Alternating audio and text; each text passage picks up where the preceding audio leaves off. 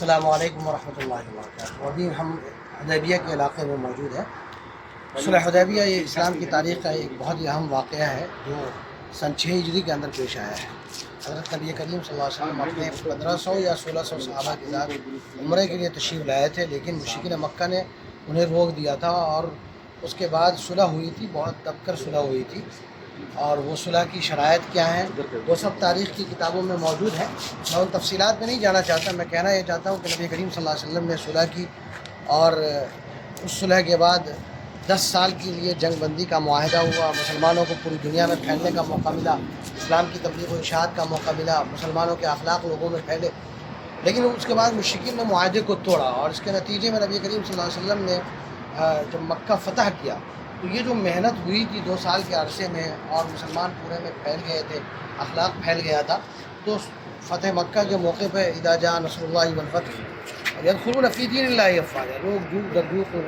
داخل ہوئے۔ تو یہ حدیبیہ کا علاقہ ہے۔ اب وہ حدیبیہ کے علاقے میں یہ پورا علاقہ حدیبیہ کا اس تک کچھ نشانات باقی ہیں۔ یہاں پہ گورنمنٹ کی طرف سے کوئی بورڈ نہیں لگایا گیا، اس لیے حتمی طور پہ کوئی بات نہیں قائم کی جا سکتی ہے، لیکن یہ ہے کہ یہ حدیبیہ کا علاقہ ہے۔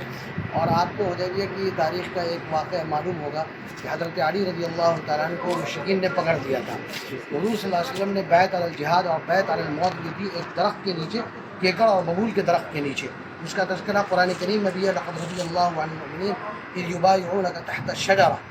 تو وہ اسی علاقے میں ہوا ہے۔ اسلام کی تاریخ کا ایک اہم واقعہ جڑا ہوا ہے، بلکہ بعض اہل علم کا خیال یہ ہے کہ انا فتحنا لک فتحا مبینہ میں فتح مبین سے مراد فتح مکہ نہیں ہے، صلح حدیبیہ ہی ہے، اس لیے کہ صلح حدیبیہ یہ فتح مکہ کی بنیاد بنی ہے۔ جب جنگ بند ہوئی، مسلمان پھیلے، مسلمانوں کا اخلاق پھیلا، تبلیغ ہوئی، تو اس کے بعد مسلمانوں کے اخلاق کی وجہ سے، اسلام کی تبلیغ کی وجہ سے لوگوں کے ذہن میں، قبائل عرب کے ذہن میں اسلام کی اہمیت آئی، اور جب فتح مکہ آیا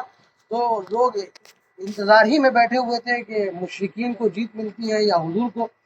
کو جیت ملی، فتح مکہ ہوا اور لوگ جوق در جوق اسلام میں داخل ہوئے۔ اس تاریخی جگہ کی آپ زیارت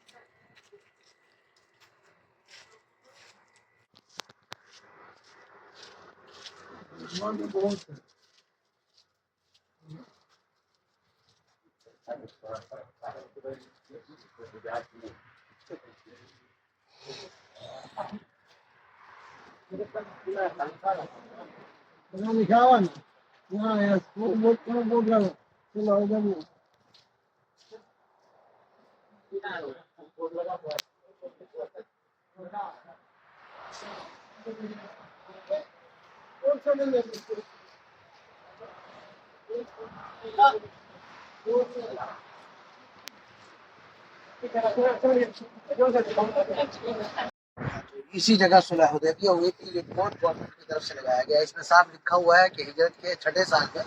نبی کریم صلی اللہ تعالیٰ علیہ وسلم اور آپ کے اصحاب کو ٹھہر گئے تھے، اور قریش نے عمرہ کرنے سے آپ صلی اللہ علیہ وسلم کو روک دیا تھا، اور اس کے نتیجے میں صلح حدیبیہ ہوئی تھی، اور 10 سال تک جنگبندی کا معاہدہ ہوا ہے، اور اس موقع پر اسلام جزیرۃ العرب میں اسلام کو پھیلنے کا موقع ملا۔